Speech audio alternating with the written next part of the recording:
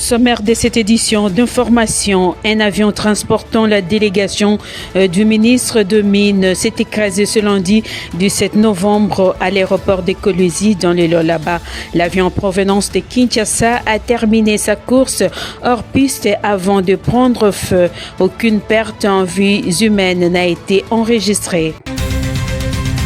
Les léopards de la République démocratique du Congo ont regagné Kinshasa ce lundi 17 novembre après une victoire écrasante face au Nigeria, comptant finale du barrage des qualifications de la zone Afrique pour la Coupe du Monde 2026.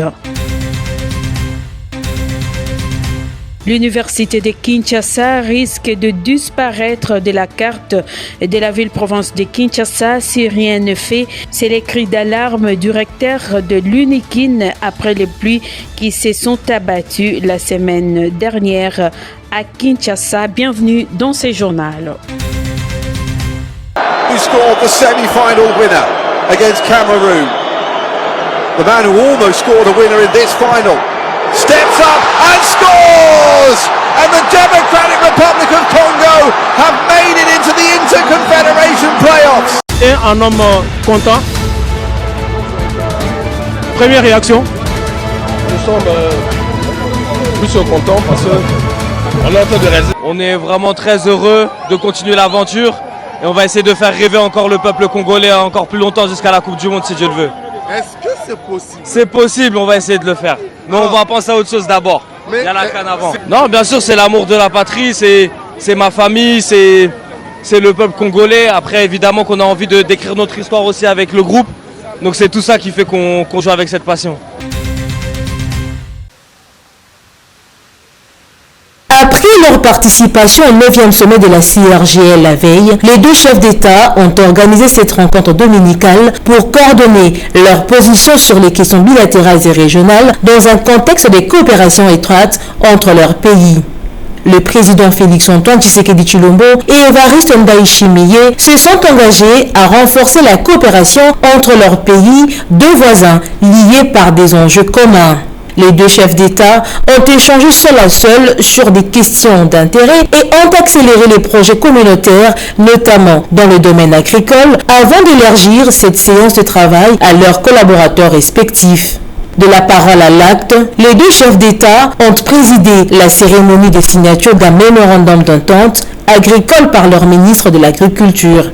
Les représentants des deux pays ont apposé leur signature sur ce mémorandum d'entente qui ouvre un nouveau chapitre de coopération bilatérale entre voisins. Ce mémorandum d'entente porte sur la recherche agronomique, la formation et l'échange d'experts, la lutte contre les maladies des cultures et l'agro-industrie, ainsi que les projets conjoints. Cette rencontre est la dernière étape du séjour de 48 heures du président Évariste Ndayishimiye à Kinshasa. Le président du Burundi prendra le règne de la CIRGL en 2027.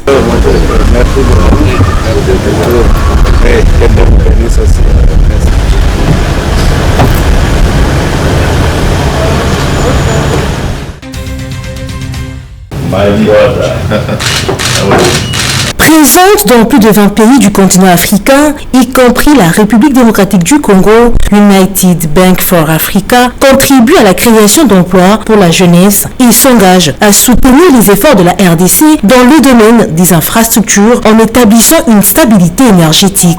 C'est ce qu'a fait savoir son président du conseil d'administration, Tony Elumelu, reçu en audience ce dimanche 16 novembre 2025 à la Cité de l'Union africaine par le président de la République, Félix-Antoine Tshisekedi Tshilombo. We have confidence in this country. Nous avons confiance en ce pays et nous voyons le potentiel que nous aimons dans la jeunesse et dans le peuple congolais. Et c'est dans cette optique-là que nous allons être contributeur de création d'emplois pour toute la jeunesse par le développement des infrastructures en établissant bien sûr une stabilité énergétique, mais au-delà de ça, en travaillant sur s'assurer qu'il y a une stabilité pour leur emploi avec l'ouverture de nos agences. Reconnue comme l'une des plus grandes banques d'Afrique, avec une large gamme de services bancaires pour les particuliers et pour les entreprises, UBA Group entend s'implanter dans les provinces de la RDC. Son président l'a également fait savoir au président de la République. La deuxième chose dont nous avons parlé, c'est annoncer à Monsieur le Président de la République que nous allons nous installer dans toutes les provinces de la République démocratique du Congo. Je suis le fondateur de la fondation Tony Elumelu et dans ce cadre-là, nous avons déjà financé 350 entrepreneurs du Congo et nous allons continuer à le faire pour la prospérité du pays. C'est une rencontre fructueuse, ponctuée notamment par l'annonce de la nomination d'un directeur général congolais, l'introduction de plusieurs administrateurs congolais et le soutien aux infrastructures.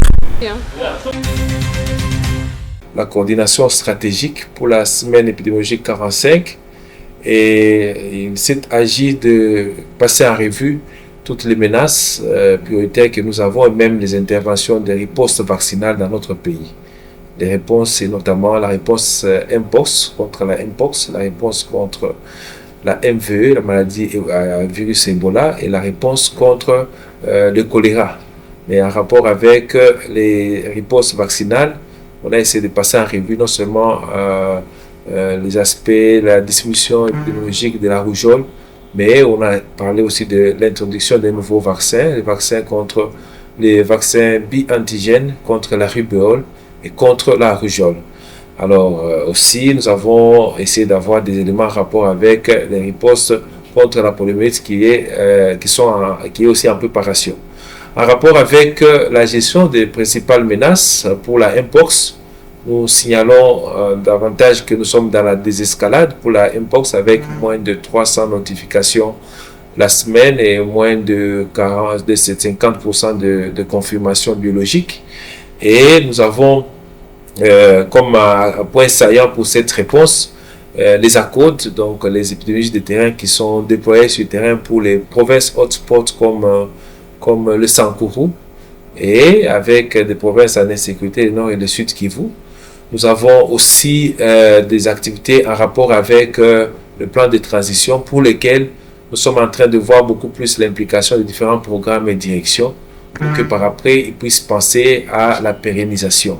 Et entre-temps aussi, il y a la vaccination dans 8 nouvelles provinces et cette vaccination va prendre environ 800 personnes qui devront être vaccinées, mais la question de pouvoir supporter les coûts opérationnels pour que nous puissions épuiser tous les vaccins que nous détenons actuellement.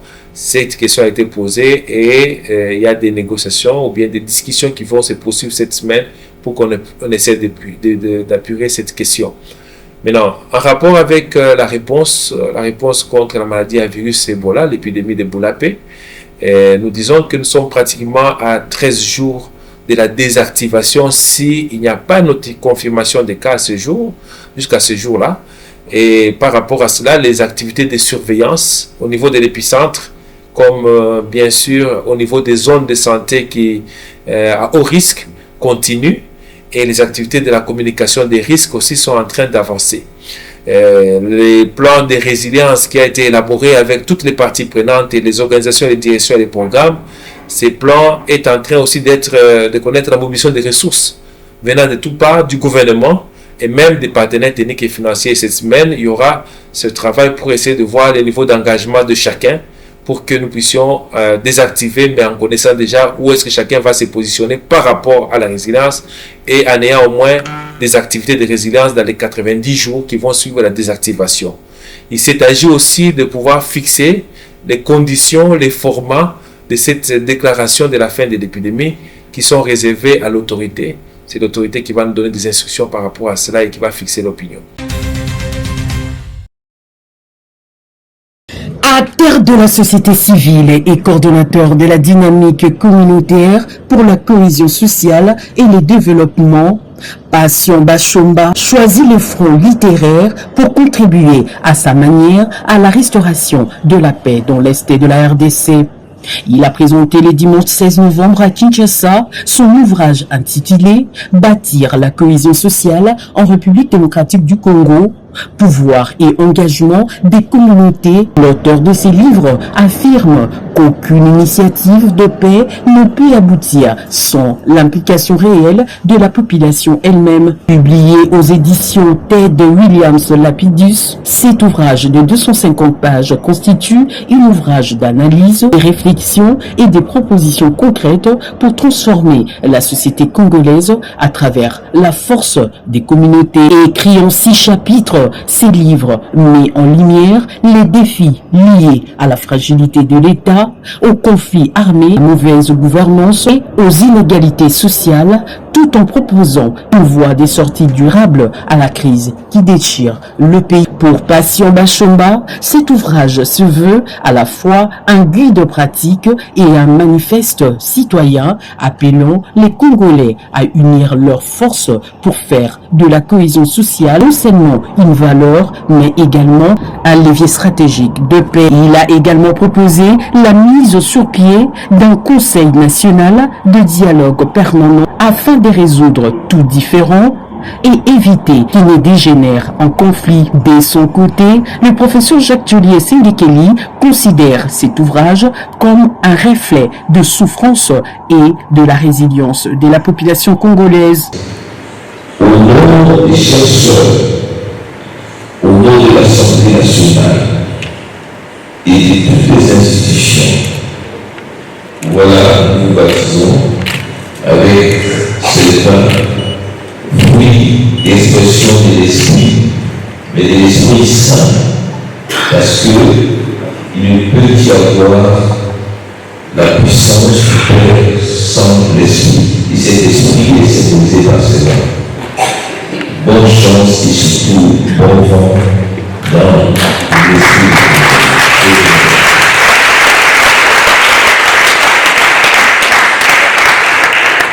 De nombreuses personnalités du pays ont rehaussé de leur présence la cérémonie du vernissage de ces livres, parmi lesquels le ministre honoraire de la recherche scientifique et innovation technologique, Gilbert Kabanda. C'est le professeur Jacques Juliet Sengekeli, rapporteur de l'Assemblée nationale, qui a parrainé ces livres.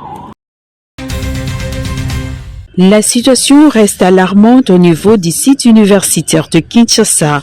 Ces cris d'alarme du comité directeur de cet alma mater qui s'inquiète de l'avancement de l'érosion après les pluies qui s'est abattue la semaine dernière dans la ville-province de Kinshasa. Le recteur de l'UNIKIN, Jean-Marie Kayembe-Tumba, a lancé SOS aux autorités compétentes afin d'éviter la disparition de ces sites dans les jours à venir. Vous avez pu voir autour de vous que les maisons, elles s'appellent les maisons Est chez nous, quelques maisons des enseignants. Il y a une deuxième pluie, elles ne vont plus exister. Nous aurons dans la rue toutes les familles qui aujourd'hui sont là-dedans, au-delà de déplorer des catastrophes humaines. Nous lançons un SOS vibrant, le tout premier, bien sûr, sous la houlette de notre ministre des tutelles, nous le lançons à monsieur le gouverneur de la ville. Ce n'est pas parce que nous sommes un petit peu excentrés que nous devons certainement être oubliés. Nous sommes le monde qui accompagne l'État, qui accompagne l'exécutif par la réflexion de tous les jours et par les travaux de formation afin que nous ayons des citoyens et des patriotes forts pour demain. Nous nous adressons à son Excellence, Monsieur le ministre des Infrastructures et des Travaux publics, pour justement qu'il sente, lui qui est aussi un alumni de cette université, que la chance qu'il a eue d'étudier dans cette alma mater, qu'il la donne à d'autres générations, celles qui sont là aujourd'hui. Nous nous adressons à l'OVD.